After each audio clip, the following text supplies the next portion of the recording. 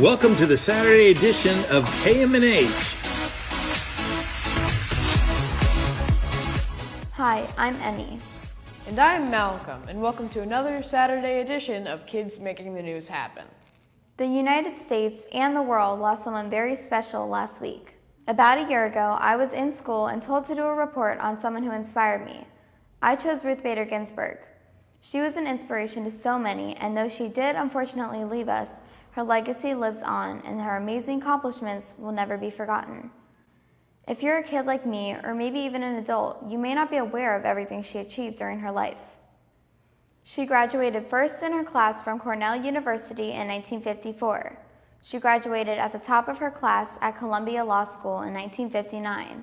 She became the first female professor at Columbia University. She served as the director of the Women's Rights Project of the American Civil Liberties Union. During the time, she brought 6 landmark cases on gender equality before the Supreme Court. In 1980, she was appointed to the U.S. Court of Appeals for the District of Columbia.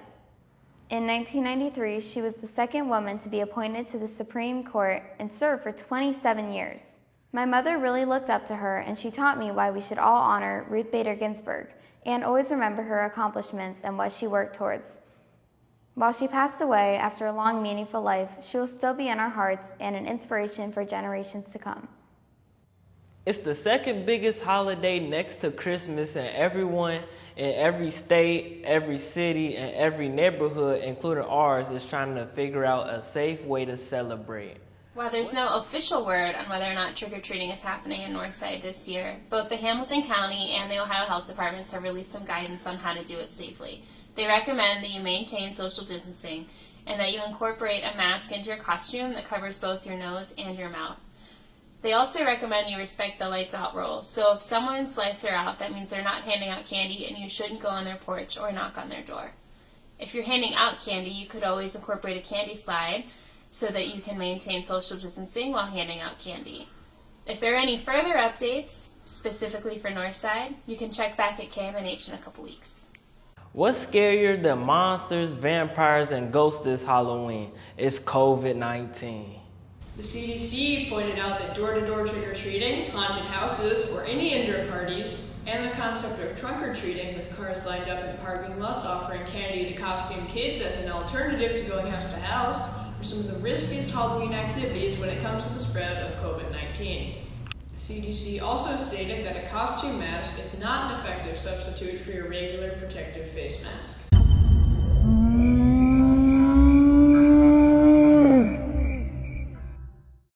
One, watch a movie and eat candy or popcorn, or both. 2, play a game with family or friends. 3, tell scary stories and eat candy in your pajamas. 4, plan a scary Halloween car parade with your neighbors and decorate your car as scary as you can. And 5, have a little Zoom or social distance party with, what else? Lots and lots of candy. Make sure to watch KMNH next Saturday as we show you how to spend your Halloween making crafts, and we'll even try our hand at making a ghost that can really fly. Happen Inc. has figured out a way to continue their 13-year-old pumpkin party tradition. That's right, Happen will be continuing the annual free pumpkin carving celebration on Saturday, October 24th. But the event will look a little different this year.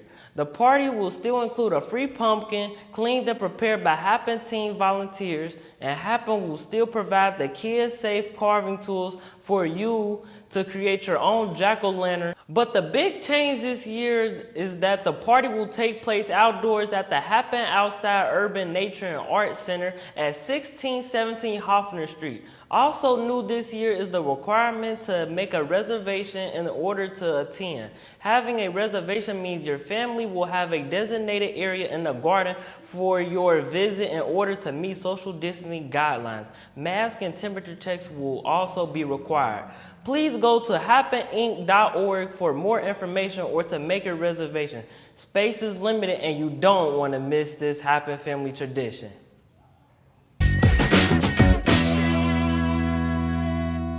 Here's your 10-day Cincinnati weather forecast. It looks like a beautiful weekend with sunshine and a high in the lower 80s. Next week, expect cooler temperatures across southwest Ohio. Okay, so even if you don't have kids, you have probably heard the news from last Monday night Cincinnati Public School Board meeting that the board has voted for students to attend a blended model school schedule starting Monday, October 5th. This means that Cincinnati Public School students are going back to the classroom. But what you may not know is that not every school board member voted yes to having students return to the classroom. Did you know that there was only one school board member out of 7 that voted no to the blended learning model? His name is Mike Moroski, and when we asked Happens director Tommy Ruth about him, Tommy said if you know Mike, he is not afraid to speak his mind. He will stand up for what he believes in. So we had to meet this guy and find out just what made him vote the way he did. Plus, we wanted to find out how he feels about being the only board member that supports online learning above all other options while COVID-19 remains a major concern.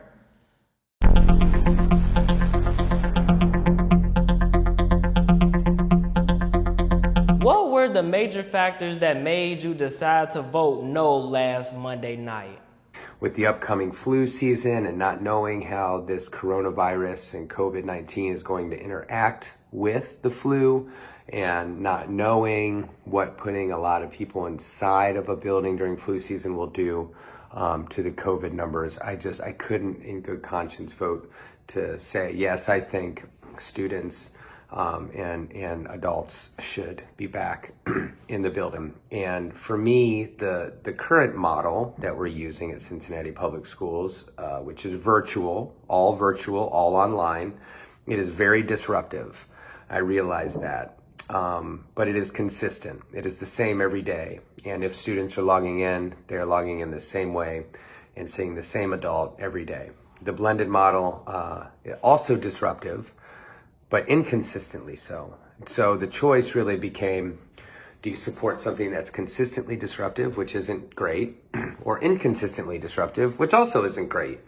And so taking that public health angle and combining it with that inconsistency, in my opinion, of the blended model, I could not vote yes in good conscience, because I didn't believe that it was safe, potentially, health-wise, nor do I believe that it will be the best way for young people to learn. All the while noting that nothing that we're going to do right now is going to be the best. Because the best is if we can tell all of you young people you're back in your building 5 days with the teachers that you love so much so that you can learn. So those are the two major reasons. Is there a model you favor, and can you tell us why? The model that I favor is everybody goes back 5 days, just like it was in February of this year, which seems like so long ago now. That would be the model that I would favor. Now I realize that that is probably not what you were asking, because that's not possible right now. So the model that I favor today is the model that we currently have, which is virtual, again, because of that consistency. The more we disrupt young people's schedules and their family schedules, the worse outcomes educationally. What are your thoughts and feelings about being the only board member that voted against going back to the classroom? Well, I feel good about it. And, you know, I feel good about all the decisions I make. I was going to say most, but I think I'm getting to the point where I can say almost all of the decisions I make, even the ones that end up being wrong, because when I make a decision, I know that my process leading up to that decision has been robust, and I know that I have done as much as I can to learn and to research on my own.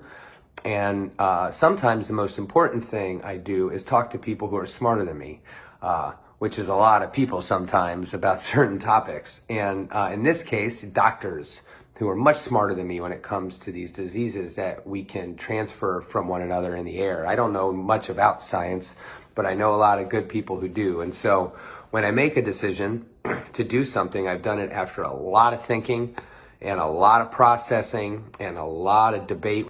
To watch my full interview with Mike Moroski, please stay tuned after this KMNH broadcast for our KMNH Extra, as Mike Moroski talks about who he relies on to make the best decisions, who he thinks great ideas come from, and who is always at the center of his decision-making process.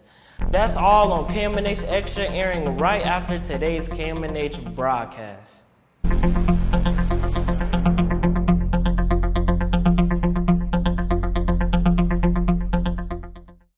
As of today, Happen Inc. has produced well over 100 episodes of KMNH, our Kids Making the News Happen broadcast. Additionally, Happen has also produced Happen Space Talk, Northside Rocks, and Henry's Antique Show. This week, Emmy brings us a special announcement for the premiere of another Happen video program. This week, Happen launches a new online story time. It's called Art and Stories by Jeff Ebler, and it's not your typical online book reading program. Hi, my name is Jeff Ebler, and welcome to Art and Stories, brought to you by Happen Inc. During this Art and Story time, you not only get to see and hear Jeff read the stories he wrote and illustrated, but you'll also get special insights about each book from the author himself. Welcome to Art and Stories with me, Jeff Ebler. I'm an author and an illustrator. In our first episode, we're going to be reading the story George the Hero Hound. You'll learn about how each book was created and what inspired the story and the art. You'll even see how the artwork sent from early sketches to the final published illustrations. In each episode of Art and Stories, I'm going to be reading a different book. Some of these books are books that I wrote and illustrated. Some of these books are books that authors sent me and that I illustrated. I'm going to read the stories, I'm going to show you some of the art from the stories, and I'm going to talk about some of the ways I came up with the ideas. I'm going to show you some sketches, maybe some of the ways that I came up with the ideas for the story. And then at the end, in some of the episodes, we're going to be doing an art exercise, like maybe we're going to draw one of the characters from the story or do a craft based on the story. Production of this new series began in late March, and 3 full episodes have been completed, with 2 more episodes in the production right now. I hope that the videos that I'm making will inspire you to make your own stories and your own art. So please join me for Art and Stories with Jeff Ebler. So don't miss the premiere of Art and Stories by Jeff Ebler this week, available on all of Happen's social media. It's another way that Happen entertains, educates, and empowers our community. Last week, our first KMNH Enough is Enough segment focused on some wild criminal acts. I reported on a dentist who went to jail for pulling a tooth while riding on a hoverboard. True story. This week, Malcolm reports on some of the biggest bank heists in the history on today's KMNH Enough is Enough. Here are the top 3 most successful bank robberies according to MoneyWise. Number 3. Kingsbridge Security Deposit. In 1987, Valerio Vici, who was already wanted for 50 armed robberies, and an assistant walked into a bank and asked to rent a safe deposit in the vault. When they were in the vault, they pulled out guns and overpowered the guards and the manager. They then put a close sign on the door and let their accomplices in before stealing $97 million and fleeing to South America. The only reason he got caught was because he went back to England to get his Ferrari. Number 2, the Dar es Salaam bank heist. Little is known about the 2007 Dar es Salaam bank heist. It was allegedly orchestrated by bank guards, but it was suspected they had contacts in local militias and police, so they could pass through the many checkpoints throughout Baghdad undetected. No information has been released, but it is known that $282 million was stolen.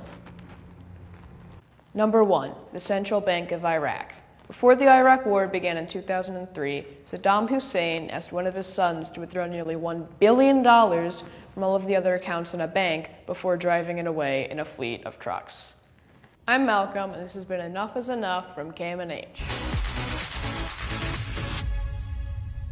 Please stay tuned after this KMNH broadcast for our KMNH Extra, as Mike Moroski talks about who he relies on to make the best decisions, who he thinks great ideas come from, and who is always at the center of his decision-making process. That's all on KMNH Extra, airing right after today's KMNH broadcast.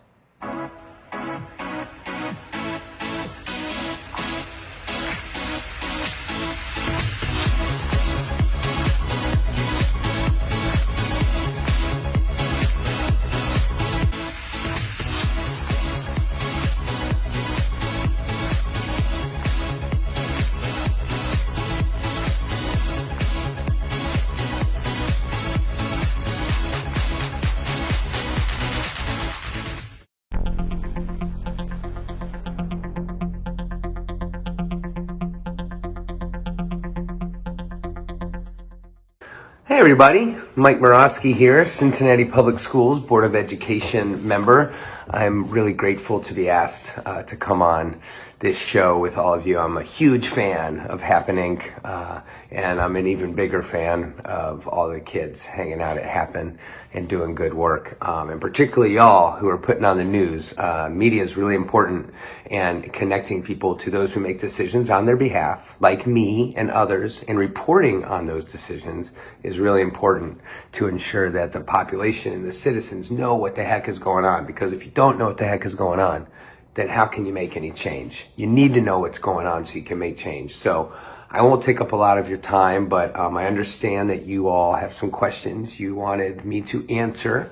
I would be happy to answer those for you.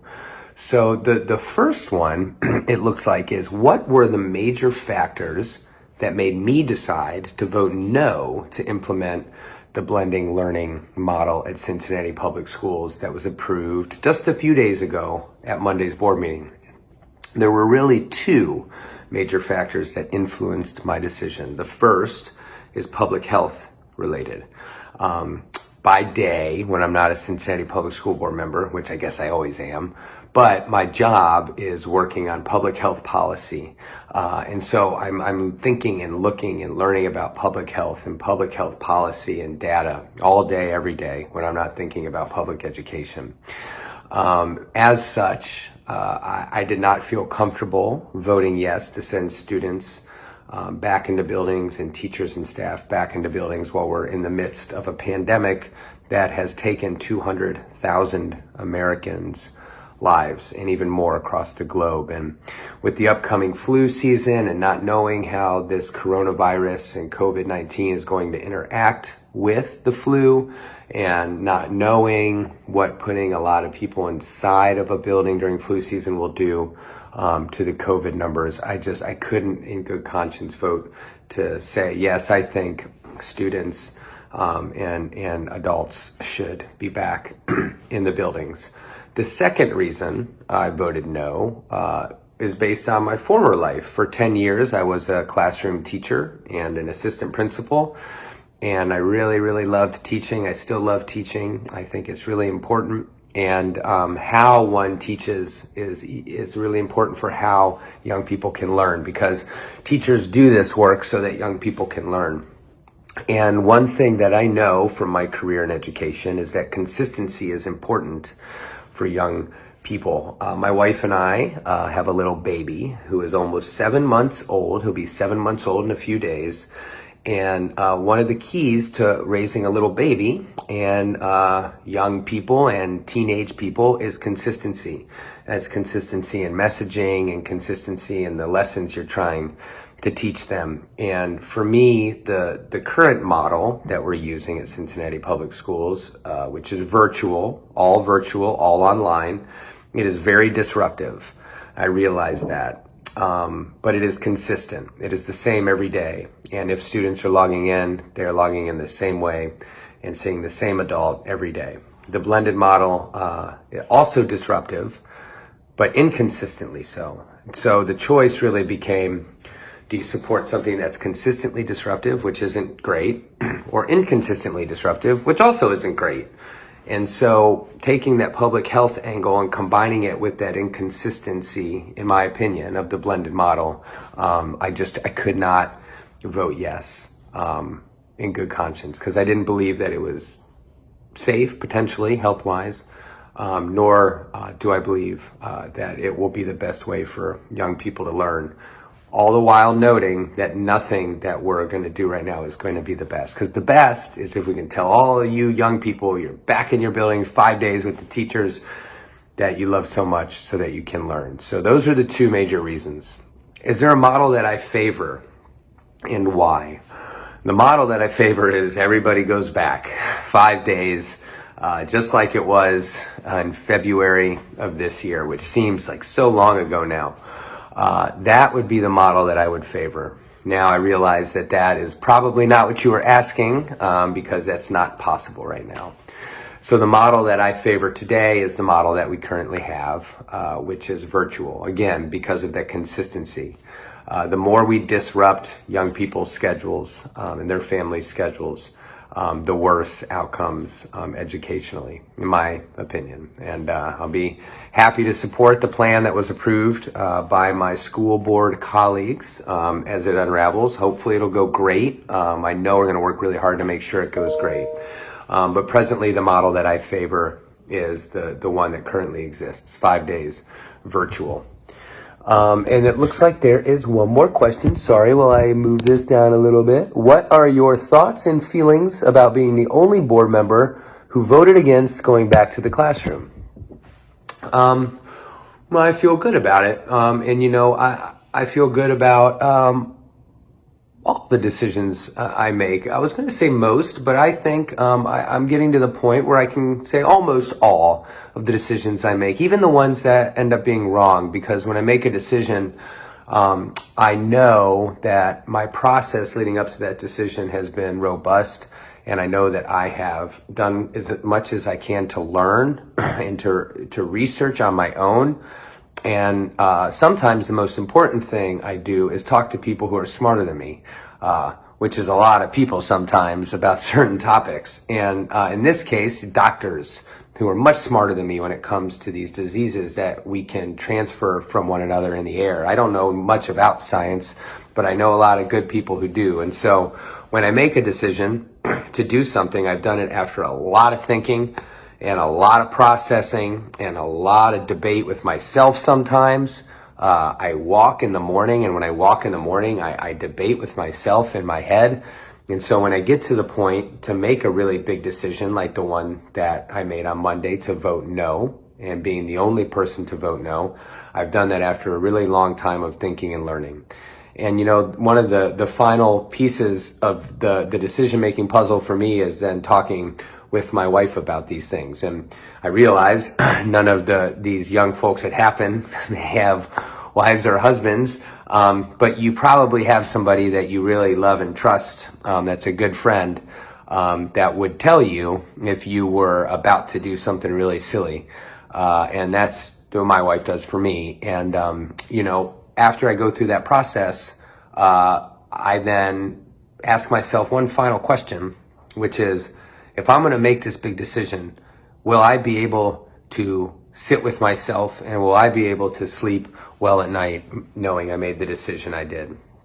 And if I have any question left in my head when it comes to that specific question, then I know I need to go back and do something different, whether talk to somebody else who's even smarter than the smart person, or read something else, or talk to my wife again, or talk to my friends again. If, however, the answer to the question, can you sit with yourself and sleep with yourself after you make this decision? If the answer to that is yes, then I feel fine. I feel great about the decision I made. And when it comes to my decisions on the school board, I can tell all of you at Happen that similar to when I was a classroom teacher, you know, all of my best decisions and my best ideas have come from young folks and have come from keeping young people at the center of my decision making. And I tried my best to do that with this one, and I think I did. And I realized, you know, some people aren't happy about it. Some are, but that's what it's going to be with any decision that you make. And you can't beat yourself up trying to make everybody happy. So I appreciate your good questions. I hope you all are doing well. I really can't wait to see you all back in your classrooms 5 days a week. Thank you so much to Happen Inc. for reaching out to me, and thanks to everybody there for all you do for our young people. And if ever you have any questions, young folks at Happen, feel free to reach out to me at Mike Moroski at Gmail, MikeMoroski@gmail.com. Follow me at Mike_Moroski. Shoot me your questions, give me your input. I need your ideas to do my job well. I hope you all have a great day. I hope to see you soon. Bye.